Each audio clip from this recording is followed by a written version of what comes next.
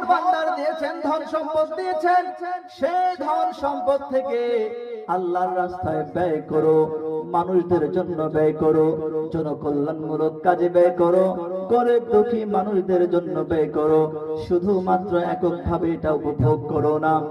মূসা নবী যখন এই কথা বলল, কারণ জবাব দিয়ে বলল, আমার সম্পদ এইটা আমি অর্জন করেছি, আমি আমার বুদ্ধি দিলাম, বিবেক দিয়ে আমি ব্যবসা করেছি, আমি আমার সম্পদ বাড়াইতে বাড়াইতে আমি এত কোটি কোটি সম্পদের মালিক হয়ে গেছি, এইটা আমার পরিশ্রমের ফসল, এইটা তোমার রব আমাকে দান করে নাই। আমার সম্পদ আমি যেইভাবে খুশি সেইভাবে ব্যয় করব। জোরে জোরে বলুন না নাউযুবিল্লাহ।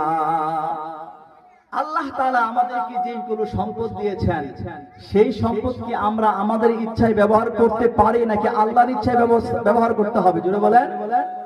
আল্লাহর ইচ্ছায় আল্লাহ তাআলা যাকাতের ব্যবস্থা করেছেন, যাকাত দিতে হবে, ফিতরার ব্যবস্থা করেছেন, ফিতরা দিতে হবে।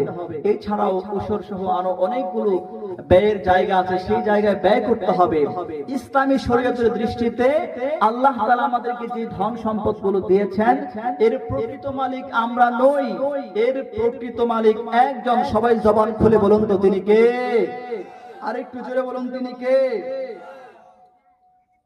কারণ তার দল বলকে নিয়ে মানে সুসজ্জিত হয়ে চলতে লাগলো।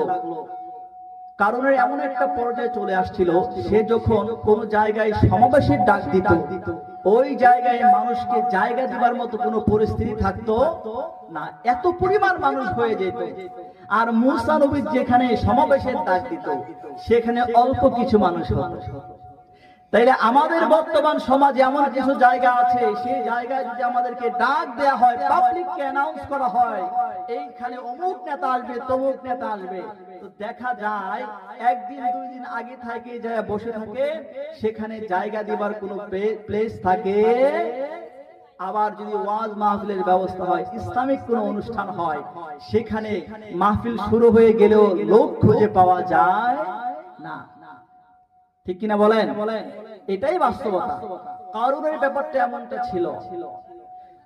কারুনের যখন এই অবস্থা দেখলো, মূসা নবীর কিছু সঙ্গী সাথী যাদের ঈমান ছিল খুবই দুর্বল, ওই সমস্ত ব্যক্তিরা মূসা নবীর কাছে এসে বলে, হুজুর কি করব, আর ভালো লাগছে না, আমাদের তো সংখ্যা কম, আমাদের টাকা পয়সা কম, তাদের জনসংখ্যা বেশি, কত সাজসজ্জা মোতাবেক চলে।